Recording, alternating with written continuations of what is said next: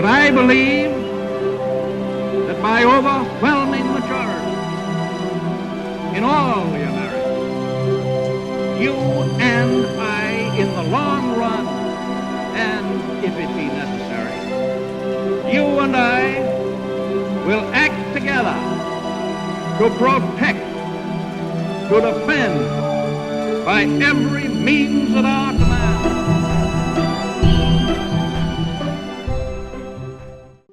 Welcome to the History in Motion podcast, where we discuss leaders, their decisions, and how they shape the world we live in today.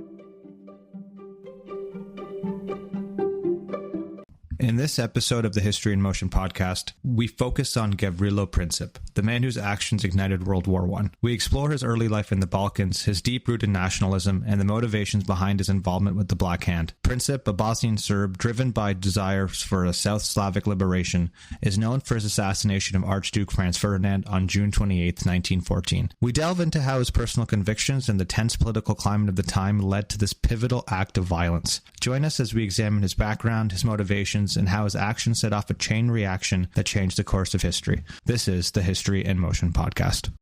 Welcome back, everyone, where we're going to flip to the other side of this grand assassination that we talked about last week. And this time we're going to talk about the killer, and that's Gavrilo Princip. And again, another person that we know for one specific act on one specific day, but we really don't know a ton about motivation. We don't really know a ton about his life, and we don't really know a ton about what's going on within the region as a whole. And we talked a little bit last week about Archduke Franz Ferdinand and how the Austro-Hungarians were coming into this region and trying to impose their rule. But really, what does that mean if you're one of the people that's being ruled? If you're from Bosnia and if you're from Serbia looking in now, because you're this kind of new independent state that's trying to establish itself in this region. There's a lot of moving pieces there. But what does the everyday person think about this? And that's really what Gavrilo ends up being. So we're going to really get in today to what the people on the ground are thinking, what a basically kid from a small village is thinking about all of this, and how he kind of gets swept up into this whole nationalist movement to fight back against Austro-Hungarian rule. That's a great summary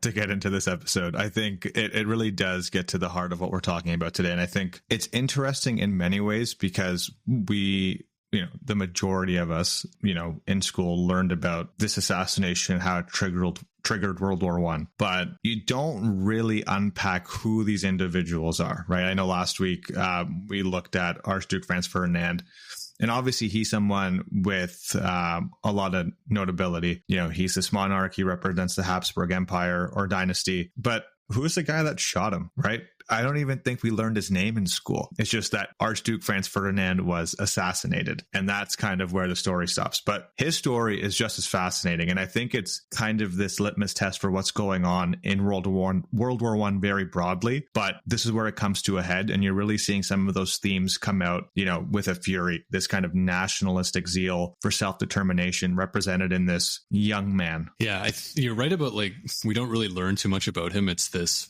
Archduke Franz Ferdinand was dead, and here's these great battles for World War I, and so declares war on another country, and those sort of things. But yeah, it really all comes together with a kid living in Bosnia, trying to find his way in the world. Growing up in a world, as we talked about last week, is going through a ton of change. Europe is moving away from these monarch and royal families having absolute power. And it's also a world where political assassinations are kind of the commonplace. This is not some, oh my God, a politician was assassinated. You'll see heads of states are being assassinated. Governors of provinces are being assassinated throughout this time. And so this is kind of par for the course. And so Gavrilo's growing up into this world where, this is kind of commonplace. People are taking shots at these bigwigs, but it's all kind of coming with this push and pull of, self-determination, being able to rule yourself and not kind of be stuck into this being ruled from some guys in Vienna or over in Constantinople, trying to say, hey, we're going to determine our own way of doing things. And for these young men, or really these kids, they're not willing to go through the slow, painful process of political change. They want quick, decisive action, and assassination and violence is kind of the first thing that a lot of them jump to. Yeah, I think that's a very good call out. And I think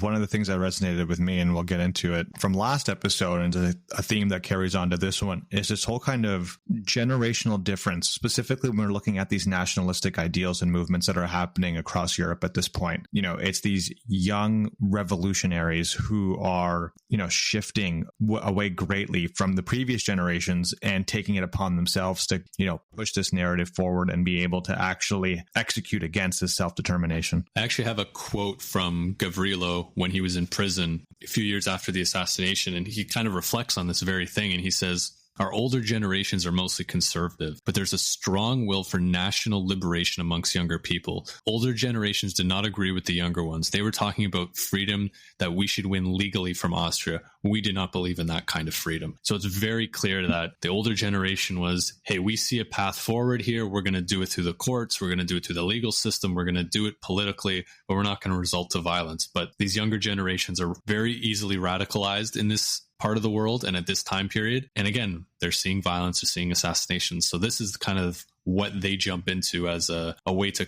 get what they want. But before we get to that point in Gavrilo's life, he's just a boy who grows up in Herzegovina, which is part of Bosnia, and he's living on a farm. So he's born in July 1894, and he's born in Bosnia, which is administered by the Austro-Hungarians, but still formerly a province of the Ottoman Empire, which we talked a little bit about last week. Why that was the case, the Austrians maybe are just trying to keep the status quo a little bit, but it is what it is. He's the second of 9 children. 6 actually die in infancy. So again, this is this part of the world where farming, feudalism is still very strong, and, child mortality is still very, very high. So there's still the expectation that kids are farm hands, they work on the farm, they support the family, and then eventually will take over one day. This is not kind of the world where, people are living in cities and, getting educated and trying to build a better lives for themselves. But that's the world that's starting to get pushed, or I would say a lot of these farmers are starting to get pushed into that world. And the Austrians are actually doing this.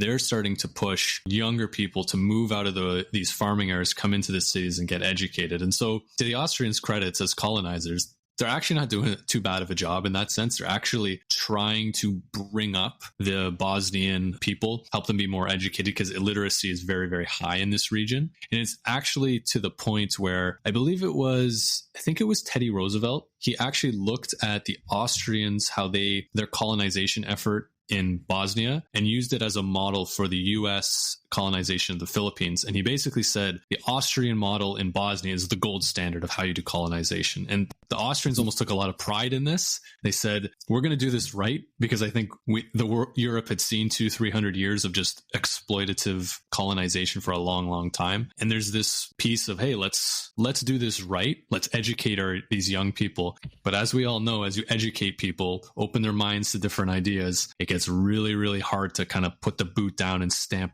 down and put down any political unrest. So kind of sealing their own death warrant in a sense, but this is kind of the world that he's starting to grow up into. But he's just, like I said, he's just a boy on a farm at this point doing, everyday farmer stuff. I think that's such a good point to kind of call out to get a lay of the land. The society that we're kind of talking about is this, you don't hear the word feudalism very often, right? It's like I don't think many people would probably kind of, associate that particular word as much with World War I know there's still elements of it. We're still talking like early 20th century. So you're going to see elements of this leftover feudalist system that's kind of a remnant of history in many ways, and it's likely on its way out, specifically with the Habsburgs and their policies in Bosnia to attempt at modernizing and integrating their society. But to your point, what happens when you get people critically thinking? You get them reading, you get them talking to other intellectuals. We know that these nationalist movements kind of prided themselves on having this intelligentsian kind of aspect to them, so they could formulate these ideas and share them with other people in those,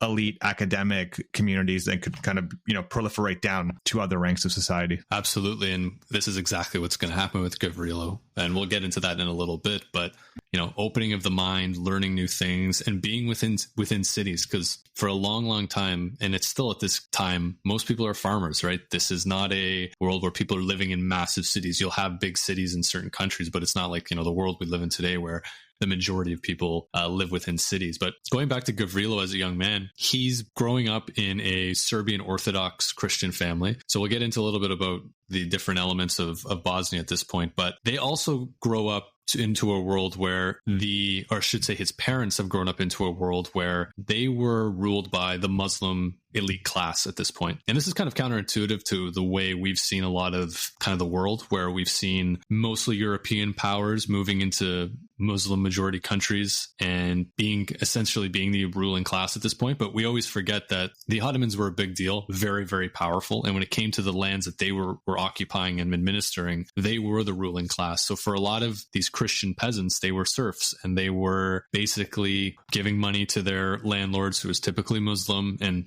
that was kind of always the dichotomy. It was the Muslims were the ruling class, the Christians were the poor farmers. And so his father grows up in this world. He's a tenant farmer. And so, there's really not much of a way out of that lifestyle. It's you keeping what you can to feed your family. You are giving a lot of your income to your landlord. And his father actually was like the town mailman or postman. He would spend time going back and forth between other towns to gain some extra money. So he's definitely a hardworking guy, and he recognizes this. And as he's trying to get Gavrilo in kind of that same mindset.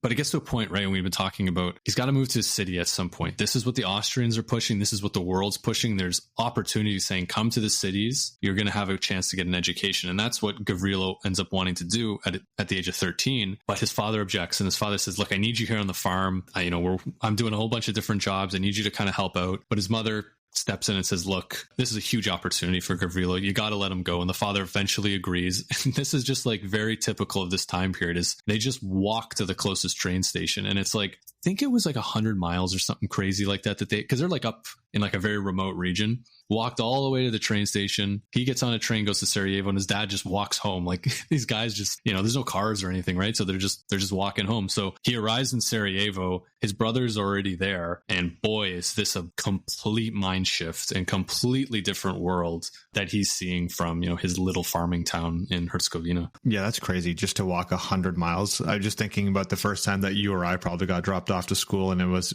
at most a 10-minute drive. Yeah, I had to walk 5 minutes to get the bus in the winter, and I would complain every day. So yeah, it really puts things in perspective. And I think with, the example of just the shift that he must have gone through, even almost immediately, coming from this like remote place where, he's growing up as a farmhand within his family, to Sarajevo, which is this booming not a metropolitan, but like this multi-ethnic kind of city. There's universities. There's a lot more diversity than he's ever used to. It's much more highly populated.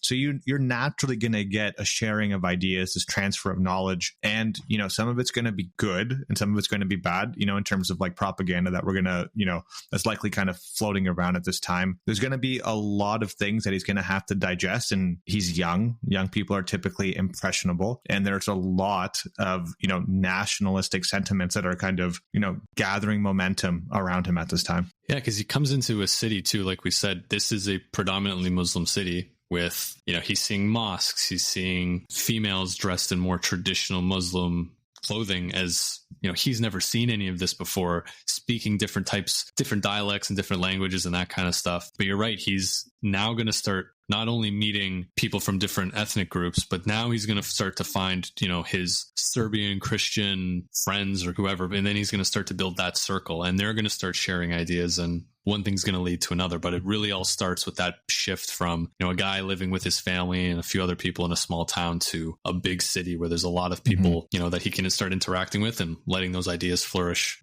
for better or for worse. And I think just to make it more tangible, if we're looking at the actual religious makeup of Bosnia and Herzegovina, saying it's diverse is not an understatement at all. Islam is the largest religious group at the time, primarily among Bosniaks, and it constitutes about 50% of the population. And then there's the Eastern Orthodoxy Church, which is predominantly followed by Serbians. That makes up around 30% of the population. And then you have Roman Catholics, which is mainly practiced by Croatians, and that represents about 15% of the population. Yeah, and it's like there's really, I don't know if there's any other part in the world that's like that at that point, because you may have Muslim and Christian, or you have Catholic and Protestant, but you kind of have three different groups here. And this is a place where a major civil war is going to kick off in about 70 to 80 years. And so you can start to see, right, it kind of works for a while when you kind of have these overlords. But as we'll see with Gavrilo and with his other people within his corner, as you start to kind of bring in some of this self-determinationism, each of these groups is going to start thinking about how they fit into this world. And unfortunately, it does start to get very violent and almost, accumulates to a very violent time in the 90s.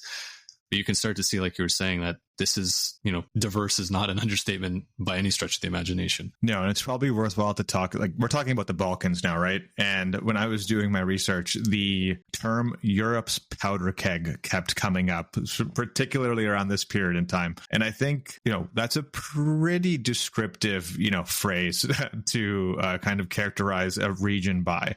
And I think that's largely in part because there's this kind of volatile mix, sadly, of ethnicities and competing interests, where you have these larger, powers like Austria-Hungary. You did have the Ottomans, you have Russia, and then you have these smaller minority groups who are looking for their own self-determination. You have the Serbs, you have the Croats, you have the Bosniaks, and they're all kind of living in this very uneasy state of coexistence, all with their own nationalist movements gaining momentum. And it's kind of unique for that time period, right? Because all the kind of the other parts in Europe, you may have small areas that are trying to, assert their kind of maybe cultural influence in some of these other countries around Europe, but to really kind of put a stamp and say, yeah, we are our own unique people and we're going to kind of self-determine is kind of unique. And again, the more I think about it, right, is you start to think in your head of all these smaller countries that exist, and you think of, like, I almost always, when I think of the Balkans at this time and even before, I just see like a line like of Christian Europe and the Ottoman Empire, and then there's a line and it kind of just smashes together and it kind of keeps shifting back and forth.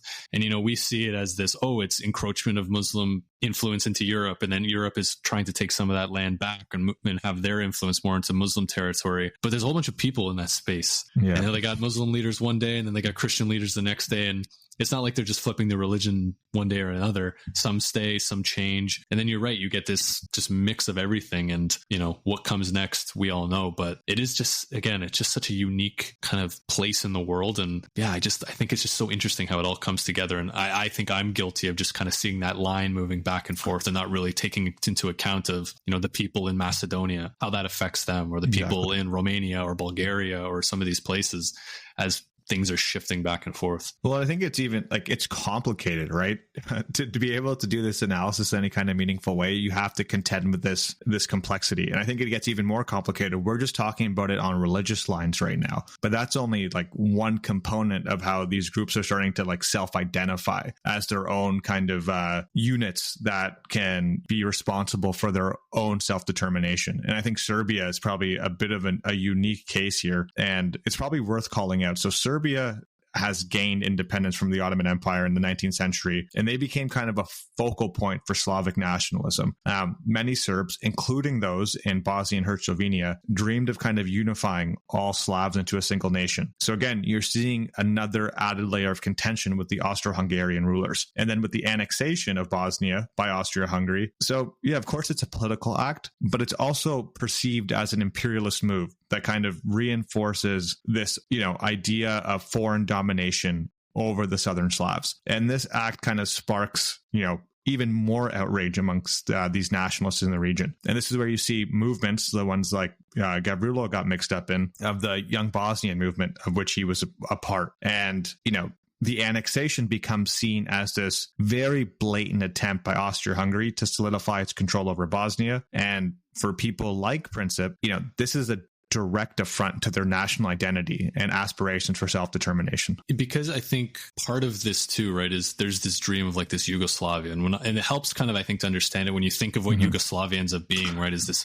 land of the South Slavs, right, this group that's come together and said, we're going to determine our own fate going forward. But at this time, you're right, it's Austria-Hungary coming in and picking out one of those countries and saying, we administer this now. And the Serbs are looking at this saying, they almost see someone like Gavrilo's family as being Serbian and saying, you to be united under our rule. And, I'm sure the people who are Croatian, who are more on the kind of the Catholic side, are looking at Austria-Hungary coming in and saying, hey, maybe we identify a little bit more with them. And then the Muslim population is probably freaking out a little bit because neither side is really, on their team, for lack of a better term. So yeah, it's really going to start to become this push and pull. But at the end of the day, it's that nationalism and that kind of who's in your corner is going to be the biggest thing that's going to drive a lot of this. I think who's in your corner is such an apt description for what's going on right now. And we're talking about it from a very localized perspective currently, right? If you take it one step up and you look at Europe at large, we're talking about, a theater that is essentially characterized by, dozens of imperial rivalries and alliances. So the landscape, if we take it one step out from this very localized conversation we're having it's marked by even more complex network of alliances and treaties. So if we think about Serbia, it's not really a major power, but it found support in Russia, which saw itself as the protector of Slavic interests in the Balkans. Austro-Hungary, on the other hand, was a member of the Triple Alliance with Germany and Italy, which was kind of designed to be this counterbalance to the growing power of the Entente, which is France, Russia, and the United Kingdom. So you have this very, very precarious balance of power across Europe as a whole, where any conflict involving one nation is going to draw in everybody else immediately. And then you have these localized conflicts and tensions that are also mounting. So you have this like reinforced powder keg that is just building up. And as we know, one domino falling is going to cascade into a series of events that we now know as World War I. I think that's a perfect way to put it, right? Is you have this grander scale, but then it gets kind of shot down to this micro level of all of these little areas trying to find out where they are going to come in this world. And even with Serbia, right? Like gaining its independence from the Ottomans, teaming up with other Balkan countries to kick the Ottomans out. This is the first time this region's had a little bit of hope too, right? This is the first time that they're not getting, put under the boot of an imperial power in a long, long time. And so on top of this nationalism and all of these things, there's this sense of hope. But we talked a little bit about it last week is, if I'm these big imperial powers, I want influence in this new place. The Ottomans are out. Who's going to come in? And the Austro-Hungarians jump in right away and go for it. Russia still allows Serbia to have its independence, but kind of has that alliance with them and can still see them as kind of being in the same corner. But as things change, right, and this push for independence is coming, these other big powers are going to start to say, well, I want that influence because it's going to mean we can dictate things in the region. So yeah, it's all coming together in a way that we all know explodes into tens of millions dead and even, a changing of Europe forever. But to kind of get back to Gavrilo, right? So he's arrived in Sarajevo. Like we said, he's in this completely different world that, is very different to him. He ends up spending some time with his brother. His brother is working some manual labor jobs. I think he was working as like a lumberjack or something like that, moving trees and wood back from one of the forests into the city. And it's funny because his first kind of thought was he wanted to join the Austro-Hungarian military academy in Sarajevo. And he was kind of convinced by his brother and people in his peer group saying, why are you going to fight for the enemy? That kind of stuff. So right away, that sentiment of the Austro-Hungarians are bad. We need to self-determine. Why would you work with the enemy? It's really kind of at the forefront. So he makes a change and he ends up joining a merchant school. So merchant school is simply, you're learning to how to run a business. You want to be a shopkeeper or you want to do something like that, just the basics to, run your own business. So he does that for a while and then he transfers to the Sarajevo Gymnasium, which is like a different school within the city. And so, this again is just such a classic story that just kind of comes throughout history, especially when you start educating people.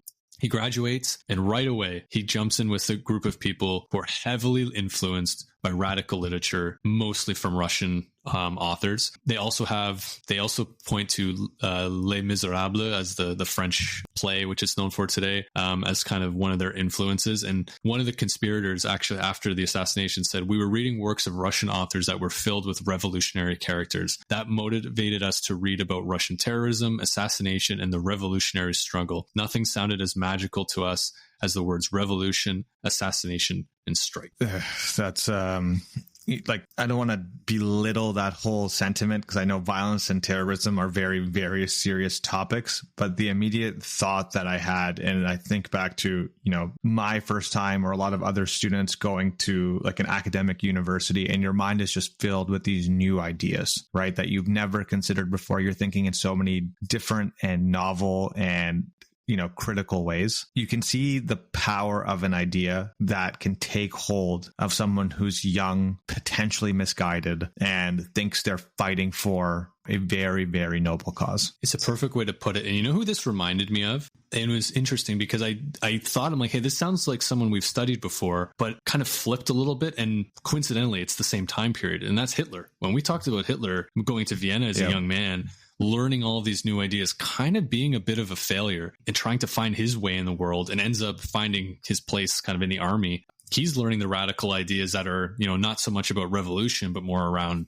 anti-Semitism and kind of German nationalism is kind of where he's coming from. So you kind of see a little bit of that. And then we also have to remember the Russian Revolution is not too far away. Like communism's about to show up in a big, big way. And you can start to see, right, this whole thought about revolution and that kind of stuff is really going to come together in that communist movement. But on top of what you were saying is the terrorism, the assassinations, the violence. This is part of what's coming into these young men as they're starting to think of, maybe kind of in a misty-eyed way of, this will be something we'll get to one day if we need to. But at the same time, it's going to give them some purpose.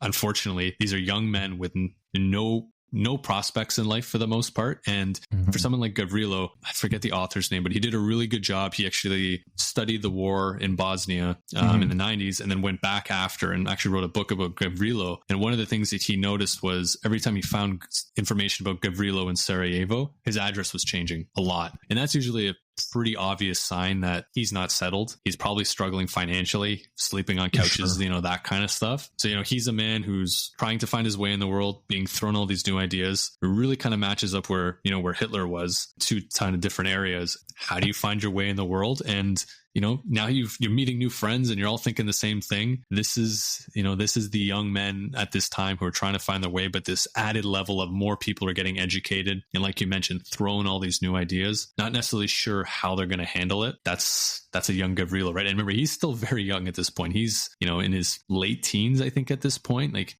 at the time of the assassination, I believe he was only 19. We say young man, but he's a kid at this point. So, trying to learn, trying to find his way in the world, very malleable. We'll see where it goes, but you kind of see the seeds are starting to be set. Yeah. And I think there's something to say about I think this is one of the difficulties in doing like very localized historical research is because you really have to try to put yourself in their shoes. So a lot of what you can do is inference, right? But in my mind, throughout this conversation, throughout the research that I think we've both done, he's angry, right? Like there's probably a sentiment of anger, resentment, and frustration. And I know you shared an article with me, and I'm going to put a little direct quote because I shared it with you after I read it because it really hit home. People suffer because they are so poor and because they are treated as animals. I am the son of a peasant. I know how people live in the villages, and that is why I wanted revenge.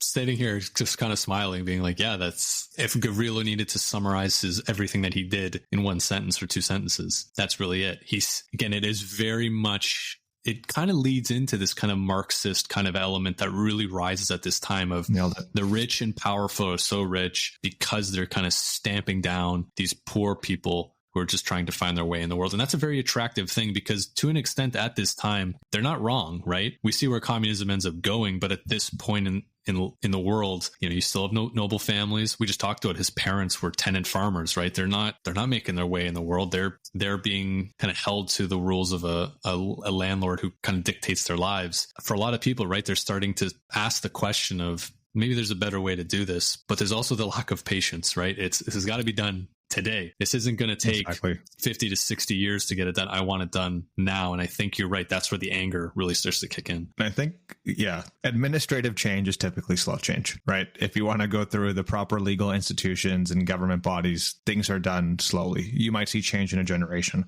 But this is not what I believe Gavrilo or his, people in his kind of group are thinking. And it's probably worthwhile, I think, to talk about the feudal system quickly, because I think this really, for me at least, gives it some tangible idea to our listeners as to why he's so thirsty for change and why they're so aggressive and how fast they want to see it, and how this kind of feudal system is this, source of fury in many ways. So the feudal system in Bosnia and Herzegovina under the Austro-Hungarian rule was this kind of deeply entrenched structure that dated back to the Ottoman period. So when Austria-Hungary occupied Bosnia in 1878, this is prior to the formal annexation. It retained many aspects of the Ottoman feudal system to maintain control of the regions, kind of co-opt these leaders and elites. And it was, characterized, as we typically see with all feudal systems, with a significant concentration of lands in the hands of a very small elite. In this case, they're a Muslim elite or landowners who were often the descendants of Ottoman nobles. And the majority of the population, predominantly these Orthodox Christian Serbs, to your point, Paul, lived as serfs or tenants on these large estates. They could not get out of the foot that they were constantly under. And of course, it's going to create this sentiment, because how are you supposed to break free of these chains if this institution has not changed in the better part of, a century? Yeah, and to really ground this system, like this system was this system for a long, long time. And it's only recently, that this actually was really stamped out. So you even look at the United States. After slavery, after everything ended, you had people working on farms for basically next to, like, it would be the system where you'd say you'd give them housing and food and all these things, and you'd work for that. And then you got to keep a slight you amount of money, but it was never enough really for you to get up and go and do anything. So it's like you're technically enslaved to this person, but maybe not in the legal sense, because you can freely leave if you want, but you're going to have no money and nothing else you can do. Because that's kind of one piece. And even around Europe, this is a system that continues to happen. And I even believe, I was looking into something, it was something to do with the Italian system, how they had something similar to this for a long, long time. And there's areas in the South that kind of kept this for a long, long time. And I think it was almost into like the 60s and 70s where the government actually had to finally step in and stamp this out and say, like, it's actually illegal to run a system like this. Because if you're trying to bring people out of, again, it's not good for a country's GDP and all those sort of things if you have people who can't really rise up and do anything themselves. So yeah, it really is this system that has been entrenched for so long, but for people to really self-identify, like we've been talking about, they really need to be able to tear away from that. And for a lot of these young men, right, they have the ability to leave the system and go to school, but now trying to find their footing in this new world. It's going to bring them back to, why am I in this situation in the first place? It's because I was part of the system, because of these rich landlords, blah, blah, blah. And next thing you know, there's the anger and resentment that we see with Gavrilo and his buddies. And just to make it even more, tangible, there's data from the 1910 census, and it kind of actually puts numbers to this very grand chasm of inequality. So while Orthodox Christians made up 43.5% of the population, they only controlled 6% of the land. In contrast to Muslims, who constituted 32% of the population, they owned 91.1% of the land.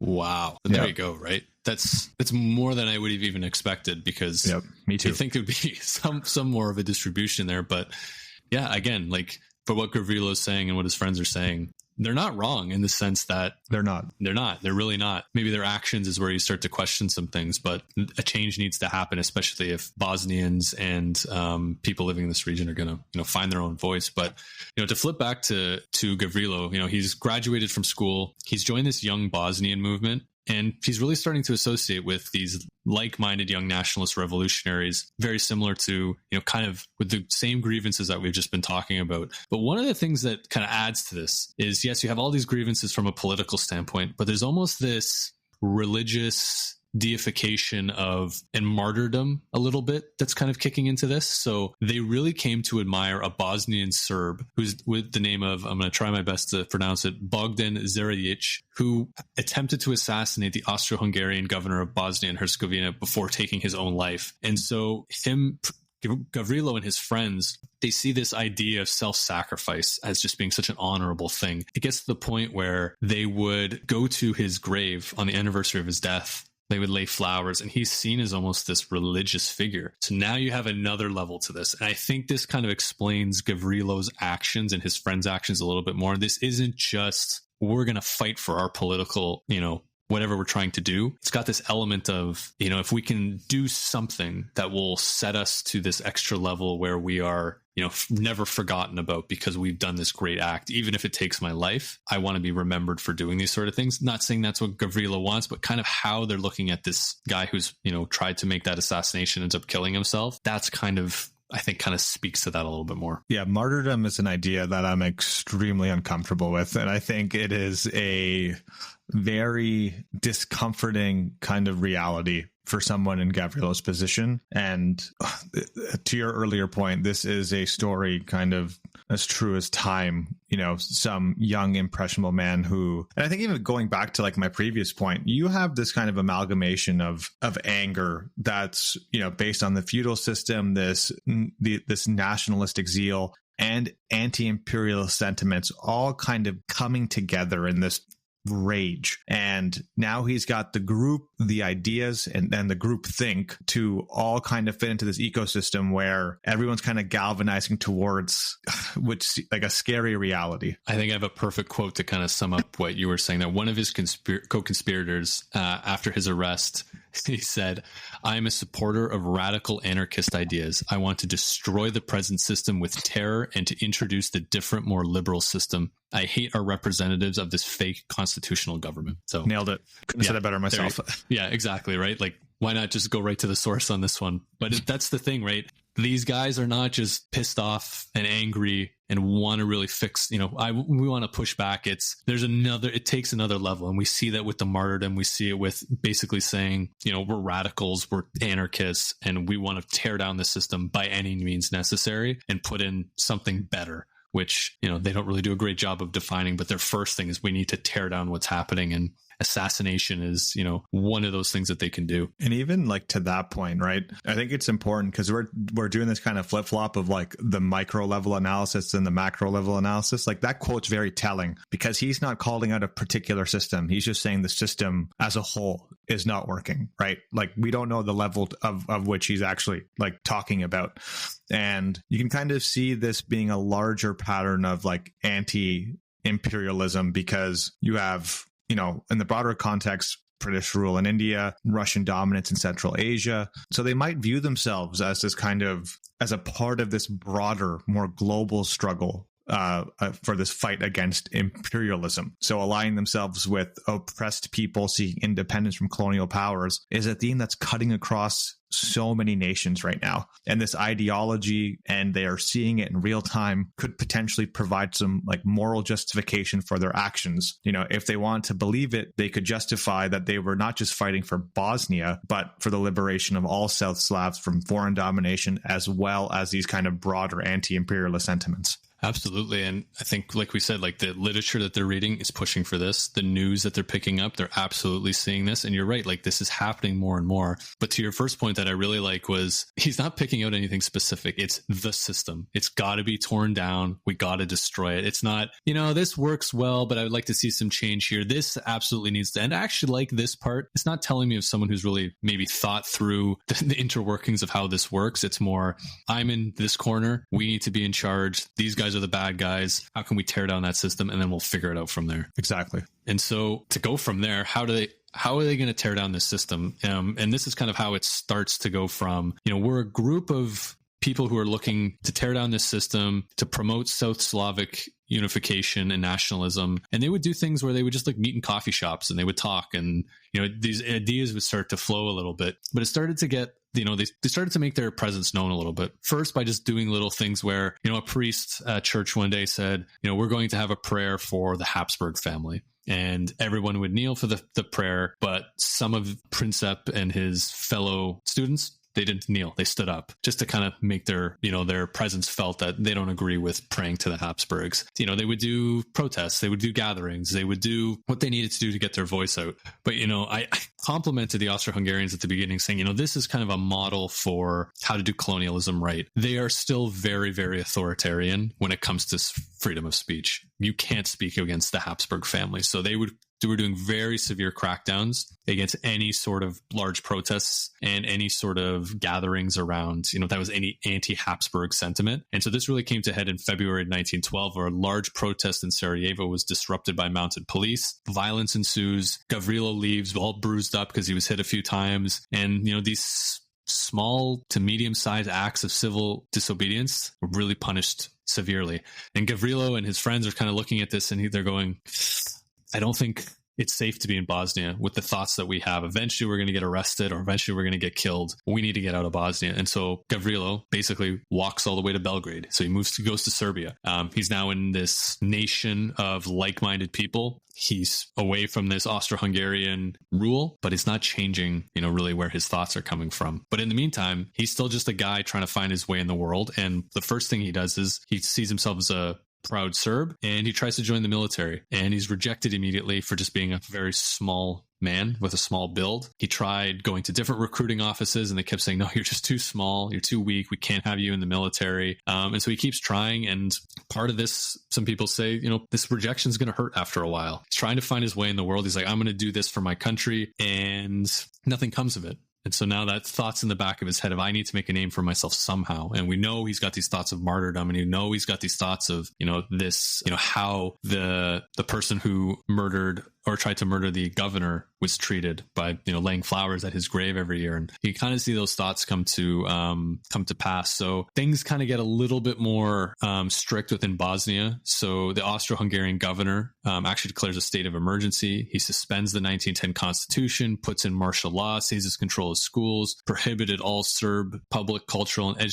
educational societies in reaction to a lot of this unrest that's happening that was kind of very pro-Serbian. And they're really trying to crack down on things. They're trying to get their order together. So this is all happening in Austria-Hungary. Gavrilo's sitting in Belgrade trying to figure out what his life is going to be. He's been rejected from the army. He's getting closer and closer now to saying, not so much I gotta do something, but you can see how he's going to get led down a very dark path very, very soon. Yeah, rejection mounts, right? Again and again and again. And, as you were speaking, I couldn't help but think what could have been if one of those recruiters had said, yeah, come on in. Right. Would have given him his purpose, right? If Hitler got into art school, what would have happened, right? Yeah. Everybody needs a cause. Absolutely. Yeah. That's, it's a typical thing for this time, right? It's people trying to find where they live in this world. And he eventually finds that cause with the infamous group called the Black Hand. And so, the Black Hands, it really fits into exactly what Gavrilo has been looking for. This group trying to create a greater Serbia through any means necessary. So maybe not officially open violence, but revolutionary type of work. And,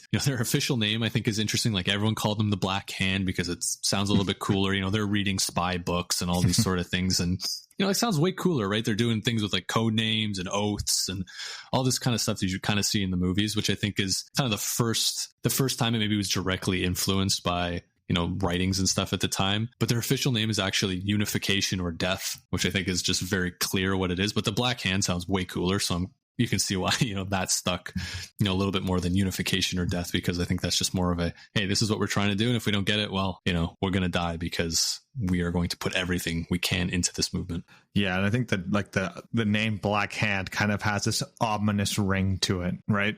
In the footnotes of history, it's always going to stand out as this potentially underworldly, stealthy military organization that was responsible for the assassination. And in many ways, they were directly responsible in the planning, the execution of the assassination. They provided support, they provided weapons, bombs, pistols, and trained them in their use. So, you could see the direct involvement. And again, it's this whole narrative that we've been kind of really repeating, which is he falls into this group that is actually willing to take it all the way. Yeah, when you start giving people guns and you have military training, that's always, I think, the final step on, you're protesting in the streets, you're a student movement, to this is something that people need to be worried about. And they absolutely need to be worried about the Black Hand. I don't think they kind of have this super secret society kind of vibe to them, but their level of influence kind of ranges depending on who you ask. But the thing is, how much does the Serbian government know about all of this?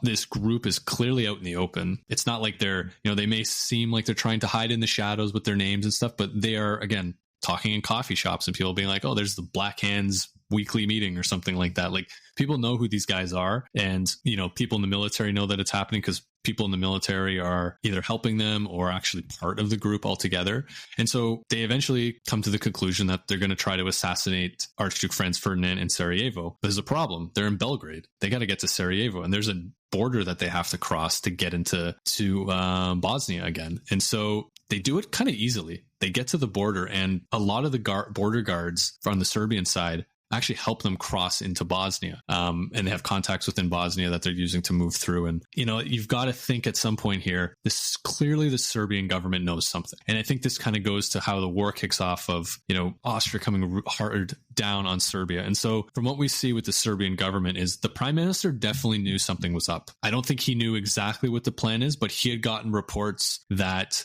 armed men had crossed from the Serbian side of the border into the Bosnian side, and the timing of the Archduke's arrival kind of lined up, and they never said anything to the Austrians. And now you might say, oh my God, what a blunder, because if they've just said something, this wouldn't have kicked off World War I. But you have to think about it from the Bosnian side of things. From the Serbian side of things. We've talked about this. They're trying to self-determine. They don't want to be under any Austrian influence, and they're trying to legitimize themselves. They don't want to go to the Austrians and be like, hate to say this, but there's this radical terrorist group that's been kind of running around in Serbia, and we really haven't got a hold on them yet. And I think a bunch of guys just crossed into Bosnia, so you guys might want to watch out because there's something going on. Like, that would be a complete embarrassment for the Serbian government. And at this time, pride and national strength are so huge. And to be able to just, who knows how many reports like this they get all the time, but to go to the Austrians and say, something's up and we don't really have a good handle on it because we're just Serbia and we can't get a handle on it, is exactly what the Austrians would say. I can see why they didn't do it, but man, like, quick phone call, quick telegram would have really changed the course of history. And this is total speculation on my part, so it is what it is. But there could also be this element of, willful ignorance. And to your point, how many potential threats are they getting on a daily basis in terms of their intelligence apparatus? It's hard to filter those things out. Are you going to take every threat seriously? No, you're getting, dozens, if not hundreds a day, I imagine at this point in time. And maybe there is that kind of element of could be some mutual benefit here. Absolutely. You never know, right? We'll never know this answer. And exactly. I think it is fun. It is fun to speculate a little bit here, though, because it can go so many ways, but I really do think it comes down to, could you imagine the embarrassment of we're in Canada right now? Imagine, Justin Trudeau calling up Joe Biden being like, hate to tell you, but there's been this terrorist group running around in Canada and we really don't have a hold on them very well. And they're actually over the border right now trying to assassinate Kamala Harris. Imagine the embarrassment from the government's perspective. And Canada and the US have really good relations, but imagine this is more of a strained relationship, and pick any of the countries in the world today. Imagine India and Pakistan talking about that, being yeah, we have a terrorist group in India that's gone over to the Pakistani side and we haven't got a hold on them. We're trying.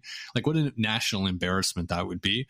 And I think that's the way a lot of people are looking at it. But I think a little bit to this is, hey, what's the worst that can happen? Do we really want to worry about this? They're just going to cause a bunch of havoc over there and we can just wash our hands and say, hey, we had nothing to do with this. Yeah, we'll do our best to kind of crack down on it. But they get across, they get to Sarajevo, and they set up shop waiting for the Archduke to roll into town. Yeah, it's a pretty incredible reality that this kind of happened that the way it did. And I think to your earlier point, if you're a country that is trying to prove that they have the structure and rigor to self-administer and self-determine, admitting that you don't have a hold on an internal terrorist group that might have just went over the border totally undermines your ability to self-administer and self-govern. Absolutely. And especially your border guards who are employed by the government in your military apparatus can get these guys under control and are aiding them as well. It doesn't look good for anybody at that time, but they make it, they get across. There's a bunch of things that kind of happen along the way where they're kind of moving through some different villages and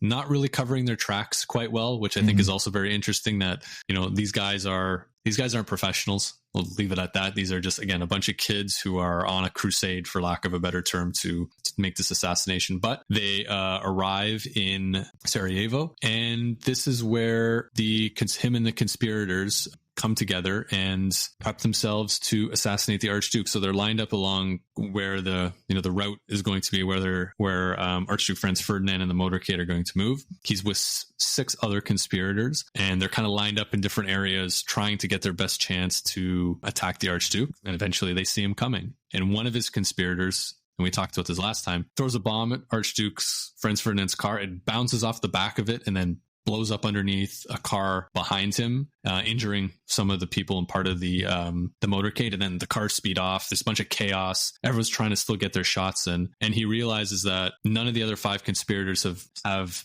taken a shot. Most of them have kind of chickened out and ran away. And the person who threw the bomb has been captured. I think he tries to jump into the river, and eventually they capture him. And so Gavrilo's like, oh my goodness, the Archduke's gone. And so he goes and sits in front of this, basically this deli, and he just waits. He's like, I don't know what I'm going to do now. I've come all this way. I've got my gun. I've been practicing for all this. I don't want to be a failure. I'm alone now because everyone's kind of fled. What am I going to do? And he just waits. He's like, maybe they'll come back around. I don't know what's happening. I'm sure he's just contemplating life. And as we talked about last time, the Archduke's convoy comes back out, even though a bomb's been thrown at them, and they take a wrong turn. And sure enough, that wrong turn right in front of where Gavrilo is standing. And could you imagine, to his surprise, right? Could you imagine being in that moment? It's so hard to get to this moment. Everything you've been talking about, you have the opportunity to pull the trigger, and 5 of his conspirators didn't do it, or maybe didn't have an opportunity to do so, but I'm sure some had an opportunity and chose not to. He's got his chance to be this hero. He's got his chance to do what he needs to do, and he's got the opportunity to take the shot. What does he do? But can you imagine just the adrenaline and everything going? Because this is not just, I can wait 5 minutes and figure it out. You got 1 second. You got to make that shot, and you got to make it count, because as soon as you pull that trigger, someone's going to tackle you. The car's going to speed away, whatever it might be. But he's ready, he's waiting, and he's ready to make that shot. Like the whole fatefulness of this entire scenario, right? Just the way everything's kind of led up to this moment, the craziness surrounding it, the happenstance surrounding it, his decision to come back out in the motorcade after his life's already been endangered, him and his wife, to go back out, to make a wrong turn, and then to end up in front of Gavrilo. What a strange crossroads in history, right? Any one decision could have led to that not happening, but it worked out sadly perfect for Gavrilo, and he was in the right place at the right time to, make the wrong decision. And that's history for you, right? We talk about it all the time. It's being thrown into a decision and making the most of it. And that's exactly what Gavrilo does. So he fires his 2 shots. One hits Franz Ferdinand in the neck. The other hits Sophie in the abdomen. They both bleed out very quickly and are killed before they even get a chance to get them back to safety. But right away after Gavrilo fires those shots, he throws a cyanide pill in his mouth, bites down. But remember, this is the Black Hand. They're not the most sophisticated when it comes to secret spy gear and weapons, and in this case, cyanide pills. And it did nothing. It just caused him to throw up. Didn't kill him. So immediately he's apprehended by police. And there's actually a very famous picture you'll see of the shots being fired and a man being dragged away by police. And they always say, here's Gavrilo Princip being dragged away. Fun fact is, that's actually not Gavrilo. There was another man who was in the crowd. And then, can you imagine the craziness and the chaos, right? Shots going off, people not knowing where the heck it came from. He's dragged away first, people thinking it's him. And then eventually Gavrilo's apprehended shortly after. The crowd's actually beating at him too. So can you imagine the cops trying to pull him away, and people are kind of throwing fists and kicks and throwing stuff at him. So he's beaten up pretty badly, and the police take him into custody right away. And the trial with him and his co-conspirators begins in October of 1914. And this is the first time the public really got to hear about his motives. And, like we said, it's very, very clear. And this is where we get that quote you mentioned earlier about how people suffer because they're peasants and treated like animals. And he's saying, I'm a peasant, and this is why I've been treated like dirt my whole life. And this was my chance for revenge. And that's really kind of the sentiment that comes out from all of this. So, he explains his motives. People are really starting to understand what's happening here. And he's tried and convicted of treason and murder. But he's only 19. So he's not given the death penalty, because you need to be 20 years old to be given the death penalty. So to remember, all the things we've led up to this is just up to him being 19 years old. So being radicalized as a 15, 16, 17-year-old, he's very, very young. So he's not sentenced to death because he's not old enough. His conspirators, they got a bunch of different sentences as well, mixing from death and imprisonment. And he's put into prison, and he's put into a fortress, which is now in the Czech Republic. And this is what I find is kind of cruel about the whole story, is he wasn't sentenced to death, but he kind of was at the same time by the way he was treated. He's in very, very harsh conditions, minimal food, poor sanitation. He's kept in solitary confinement with his arms and legs chained, which severely affected his health. He's given very little access to sunlight a day, and it's essentially torture at this point. And so his health deteriorates really, really quickly. And so World War I's kicked off, and it's happening, and it's in full force, and Gavrilo's living in this horrible, horrible conditions. But just before World War I ends, he's 23 years old, and he develops tuberculosis, and he's severely malnourished. So combine the two, he eventually passes away on April 28th. And he only weighed 88 pounds at the time of his death. So really just kind of withering away to almost nothing based on the treatment that he had. So, as much as we think about Gavrilo and all of those sort of things, is, death would have been a much, I think, kinder way to end his life than, 4 years of essentially torture and, letting him die of quote unquote natural causes. But really it's 4 years of torture kind of leading up to, or catching up to you at this point. So yeah, that's kind of how it all ends for Gavrilo. It's he gets what he wants, I think, because part of this was, I want people to think about me and talk about me, and I want to do something great for my country. And, hey, we're talking about him today, so that's one thing. Exactly. I don't think he thought he would kickstart a global war, but it also kind of does work out in Serbia's case, just because after the war, they're able to kind of join together as part of Yugoslavia. But at the same time, he also murdered the wrong guy. Franz Ferdinand wanted nothing to do with, he was one of the people within the Austrian camp that was trying to hold back this potential invasion of Serbia. And by killing Archduke Franz Ferdinand, kicked off the very thing that he was trying to at least stop. But again, we know this wasn't necessarily the most logical choice of actions. It was definitely more, ideologically based. So that's kind of how it ends for Gavrilo, and his legacy gets, really interesting as we talk about how it led to World War I, but also just him as a kind of national revolutionary symbol for Serbians and that part of the world. Yeah, I think death would have been the easier option for him, to be totally frank. And I think one big takeaway for me is that ideas can take hold of people, and the younger and more impressionable you are, and given the stark reality of the environment that he grew up in with those economic inequalities, they're nothing less than real. We talked about the census data. That anger, rage needs to go somewhere. And ultimately, to your point, I think it went where he wanted it to go, but he wasn't better off for it. And neither was the world. No, exactly. I think it's a very stark lesson of this type of thinking and this type of mentality, where it can lead to, especially when it's unchecked, and especially when it's in a time where things are a little bit looser when it comes to control and opportunities for people. And it's just, again, everything kind of leads up to this kind of piece, I guess. But what I find really interesting was I looked up his legacy. I was like, what is he thought of, around the world and specifically within this area? And there was actually an article I pulled up from a few years ago where it was controversy in Sarajevo because there was talk about putting up a statue of Gavrilo Princip. And you had really mixed feelings. The mayor was kind of sitting on the fence saying, one way, not saying one way or another, but they were interviewing people on the streets, and some people are saying, yes, he's a great hero. And some people are saying, no, he's not someone I think we should be honoring. There's better people we should be talking about. So he still has this very villain/hero kind of thought and aura amongst people within Bosnia specifically,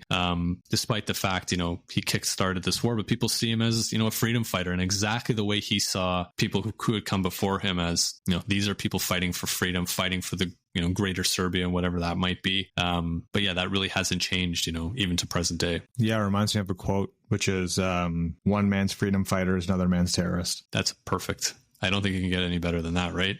Yep. It's all about point of view. It's all about where you're seeing this from. And again, it's always, there's so many articles around, is Gavrilo Princip a hero or a villain? And like you just said, he's both, right? Depends who you ask. Exactly. Yeah, exactly. If you're Austrian, he's a villain. If you're someone who's fighting for a unified South Slavic region, he's a hero. And that's, there's no way you can walk away from this and say, one way or another. I think in our opinion, just kind of how we've been going, I think we could see where he was going, but assassinating someone is never the way to do these sort of things. But radicalization can do some crazy things to people. So I guess that's where we end. It was kind of where he ends off. Yep. Awesome. All right, I think we'll wrap it up there, and that'll kind of conclude our Gavrilo and Franz Ferdinand couple of episodes, and we will be back in a couple of weeks with another episode. So thank you all for watching or listening. Thanks for listening. Thank you for listening to today's episode of the History in Motion podcast. If you enjoyed our journey through time, please subscribe, rate us, share the podcast with friends. Your support helps keep history alive. Until next time.